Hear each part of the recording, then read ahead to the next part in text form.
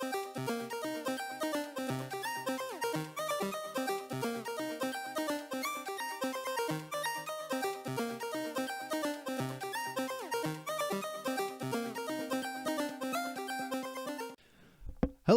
this is Vision Denial and Clearing Vision MSI 2022. My name is Sam. For those who are new to this, I have watched every single playoff of all 11 competing regions, yes, including that one, all of the series, all the games. And this is the series that we wrap up on the 4th day of MSI.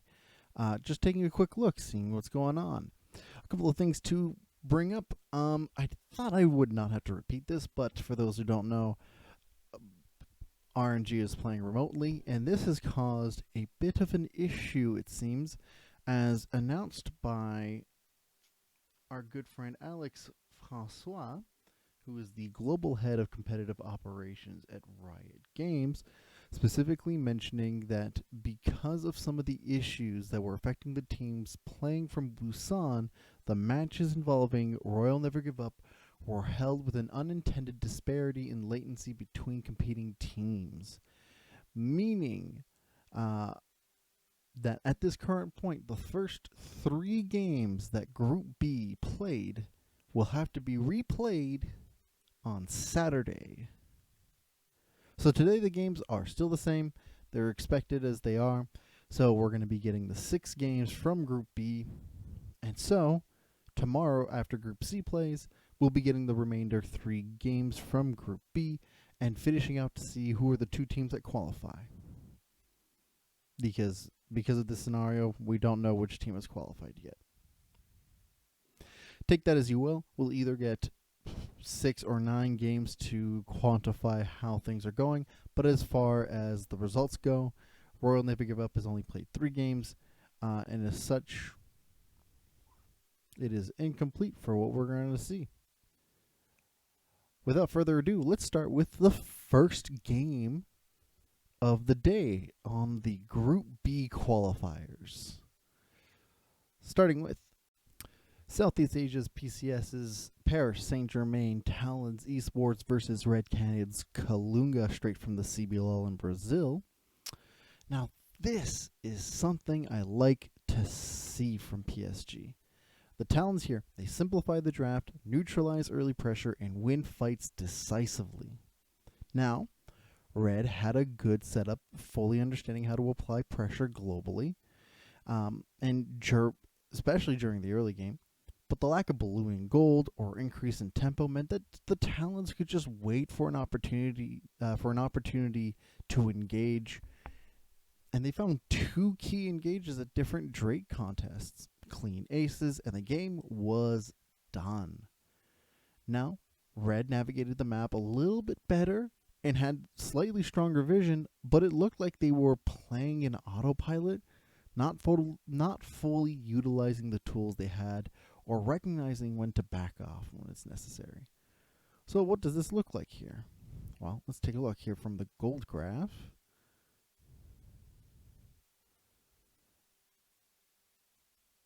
Okay. So, you can clearly tell the moment that the game just swings wildly out of control for Red Canids. The 2 specific fights that I'm talking about at the Drake, literally at the 1650 mark and the 2219 mark, and regardless of the fact that Red does get Soul Point, when they get Soul Point, they get wiped completely. Now, there is something to be said about the way that the Talons approach the game, waiting so long to just find opportune moments to get a contest and punish a mistake from the Canids is not ideal in this situation. But this was much cleaner, much more coordinated, much more concise, and a simpler draft to boot, making it a little bit easier to have some confidence that the Talons are slowly returning to form.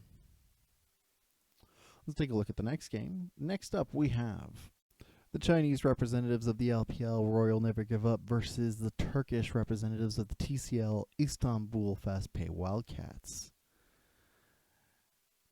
Now, this was a much more convincing early game fight from Royal Never Give Up, who showed full control of the situation the entire time. There might have been some disrespect, allowing a lot of opportunities for the Wildcats to come back, but it was rarely utilized to do so. Every neutral went to the side of Royal Never Give Up, and when the last defense came through from the Wildcats, they were so far behind that they can only get aced at that point, and cleanly so. The Wildcats are still showing some moments of brilliance, a much more consistent mid game from them, and excellent vision, but it can't be used when the early game goes so awry. The Wildcats still showing that the lack of competition in the Turkish league hurt them more than helped them when it came into MSI. So let's take a look at what the gold graph looks like from this. So taking a look at the gold graph over here, this is so much better to see out of Royal Never Give Up, who beforehand was getting a little concerned that they were taking too long to close out games they had no need to do. And mostly because as they're slowly showing that they're going to probably be able to get to the Rumble stage at the pace that they're heading out, that they should be competing with some of the better teams who are able to play their early game fast, consistently, and are able to push in before the 25-minute mark against these teams who are having a harder time in this stage of the tournament. Now, for the Wildcats, for all due respect here, are just not able to play their one-note style, and that's really unfortunate to see here. They had, again, I mentioned moments of brilliance where their vision was more consistent and their mid-game was a lot more consistent, but not enough to really circumvent the issues that they had during their laning phase in the early game, which just ran out of control. Heading off to the next game, we go. We've got over here the Istanbul fast-paced Wildcats versus Parist Saint-Germain Talons. Now, the Talons keep looking better and better, but marginally so. The early game from both sides were messy, the mid-game from the Talons even more so. The only real difference maker here was what happens when one team punishes a mistake. The answer for the Wildcats is, let's reset. And for the Talons, it's let's commit to get even more out of it. Which is unfortunate because teams who rely on mistakes don't usually make it to the finals. The proactivity was all over the place, and the one solace I saw from both teams was some very solid vision denial that got used very frequently. We'll see if the Talons can play to the early game more consistently, and that the Wildcats can get a little bit more out of the leads that they make. So what does it look like with the gold graph over here? Well, taking a look at this gold graph over here, it's very back and forth this particular game. A thing I forgot to mention from this is that neither team really held much sway up until, and you can tell the barren play at the 26-minute mark, where the Talons really held control. The second they got the one lead and they wanted to push it super hard, they went full force. Now, granted, this started ballooning a little bit more once they hit the dragon, and during the point where specifically Soul Point was trying to be denied. But I think at this point the momentum had already been swung, and the Wildcats were not able to do much with the lead that they had initially accrued, and the Talons were just able to just keep contesting over and over again. And it's really unfortunate to see that the Wildcats were not able to play their style in any way, shape, or form where they could keep control. But I think that's just a natural consequence of when it's not necessary to balloon leads to beat teams in your league. What happens when you try to do the same approach, but other teams are better at punishing this particular type of play style? Let's take a look at the next game. We've got the Red Canids Kalunga versus Royal Never Give Up.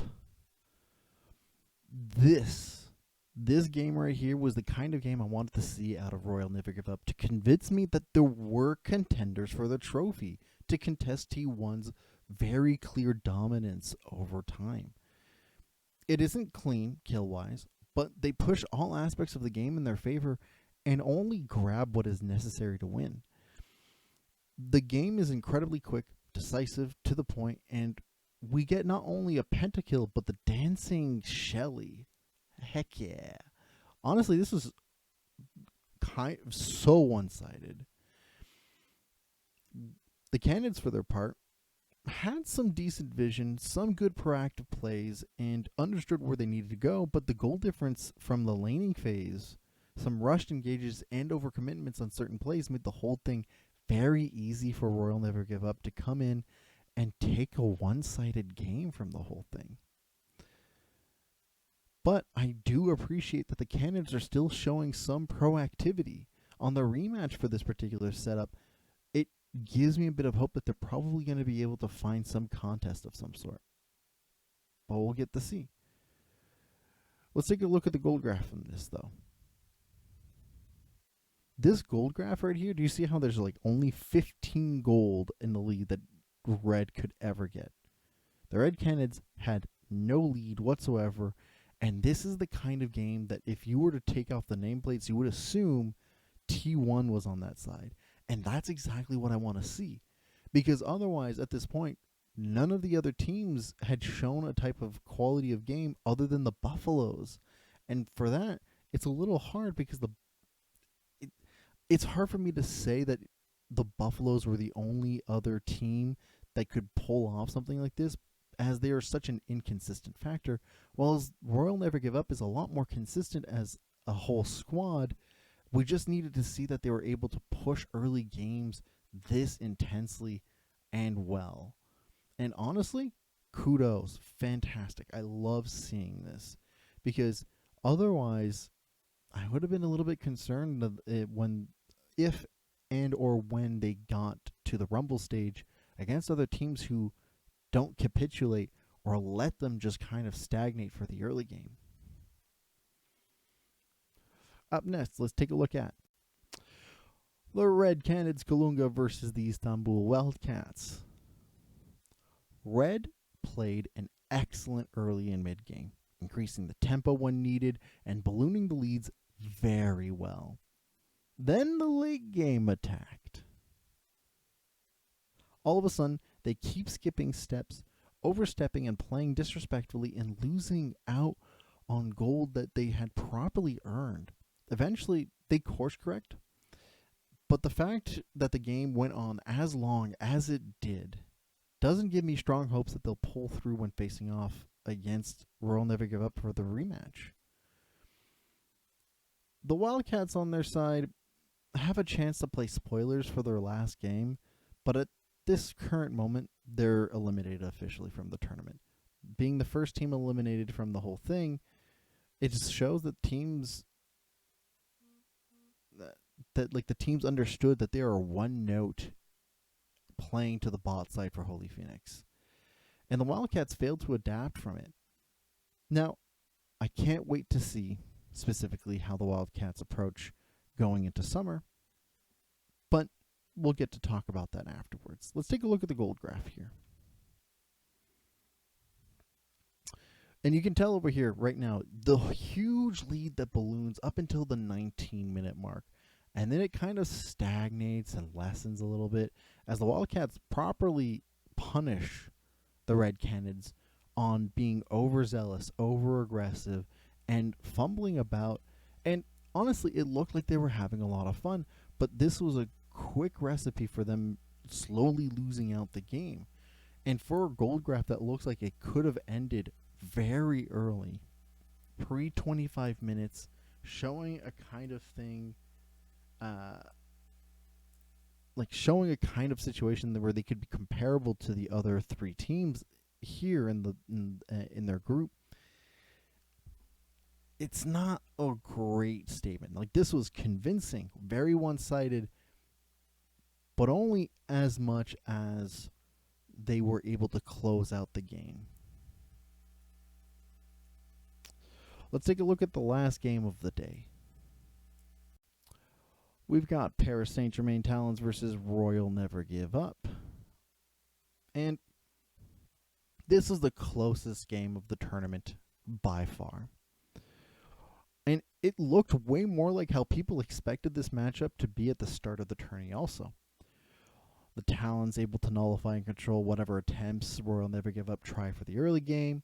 Then Royal Never Give Up finding solid avenues as we head to the mid game to control much of the neutral objectives. Strong team fighting out of PSG with Hanabi really pulling his weight. Xiaohu finding incredible places to create spaces, and yet it falls apart for the Talons, who rush one Baron and then one Drake contest. And the Royals snowball that out of control. Granted, the Royals are also fairly sloppy this game. Not the proper target selection on the first attempt to end the game. Poor vision play, very poor vision play this game from them. Just as a whole. And as it stands, Royal Never Give Up remain undefeated, and having only 3 games to determine who moves on at the Rumble stage, it's something that we won't know until tomorrow regarding if they're going to qualify or not, but it seems like the statement is yes, they will.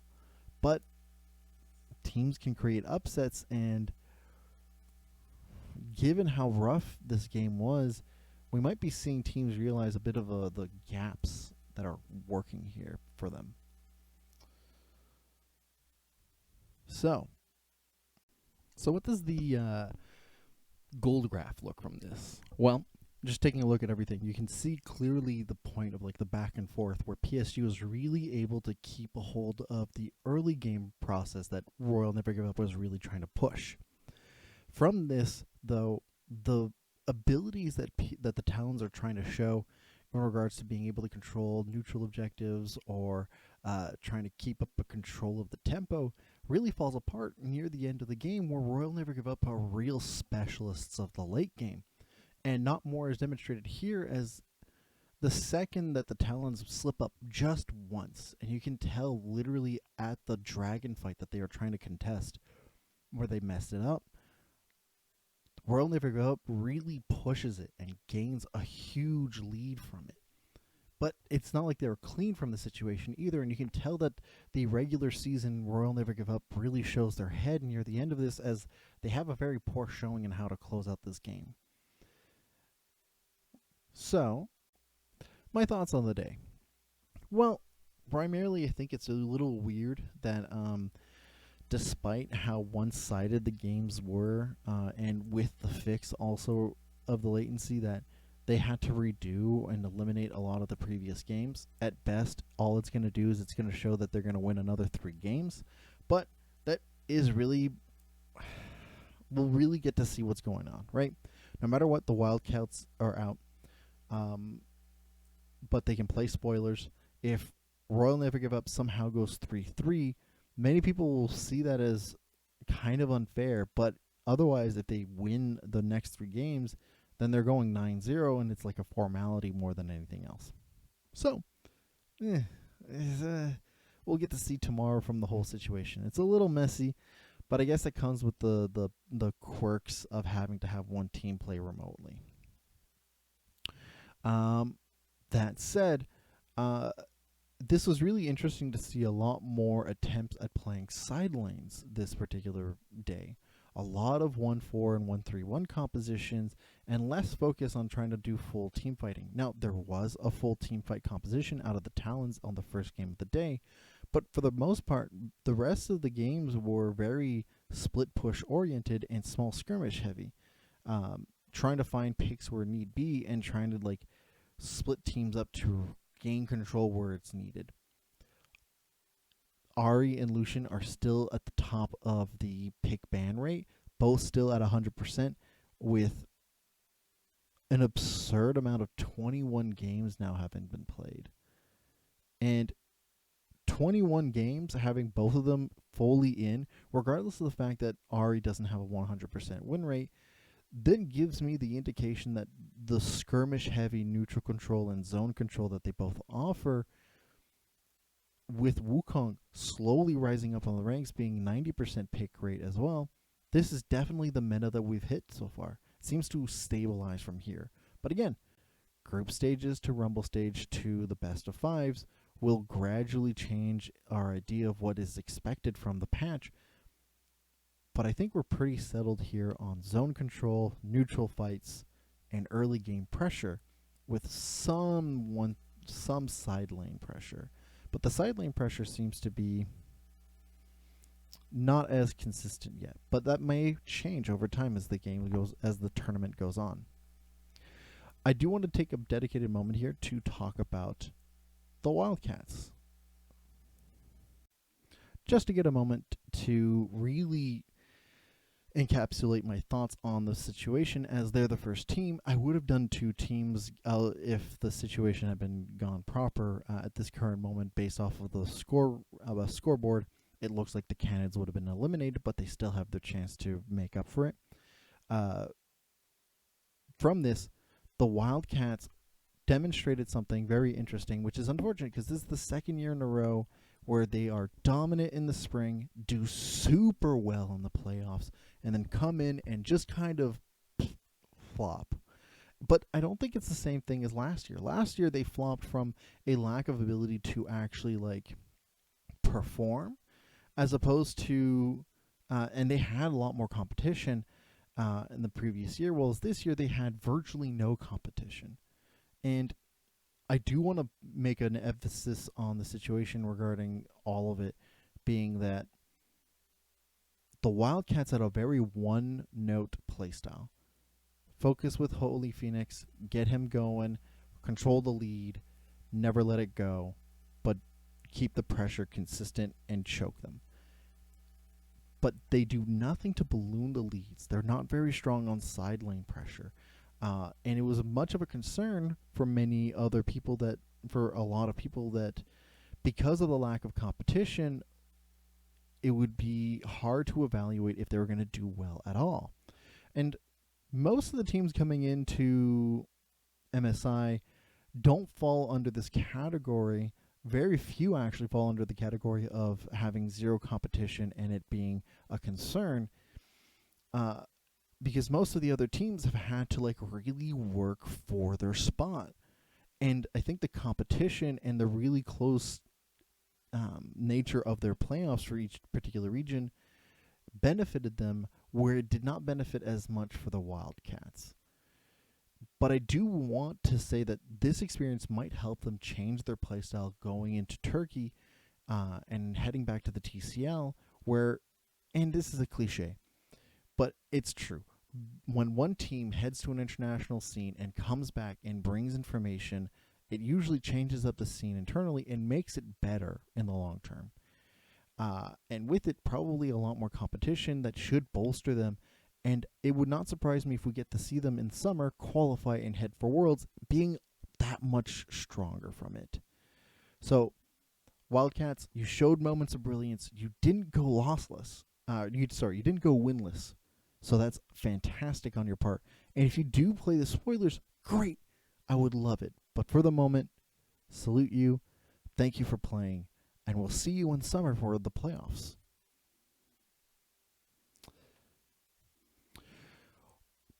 With that, those are my thoughts regarding the day at this current moment. I'm really excited to see how Group C pulls off with their next 2 rounds that they have to go through. There's a lot of games these 3 teams are going to be playing, on top of the fact that at the end of the day, we'll have 3 extra games to go for. Maybe more? Doubtful. But I want to hear what you guys think about the whole situation at this current moment. What are your thoughts on the rulings because of the latency that went for RNG? Is it fair? Is it unfair? So on and so forth. What are your thoughts on the performance that the Wildcats did? If you're from the region, I would love to hear your thoughts to see if they did super well to your expectations, or if you're slightly disappointed, or you think that this will help them bolster for when it comes to summer. Any and all thoughts, I would love to hear in the comments down below. If you like this kind of content, leave a like and subscribe, and I really appreciate all of you who have watched so far going through from the road to MSI to now. Greatly appreciated. With that, I'll see you guys tomorrow for the Group C second half of their round robins, and I'll see you then.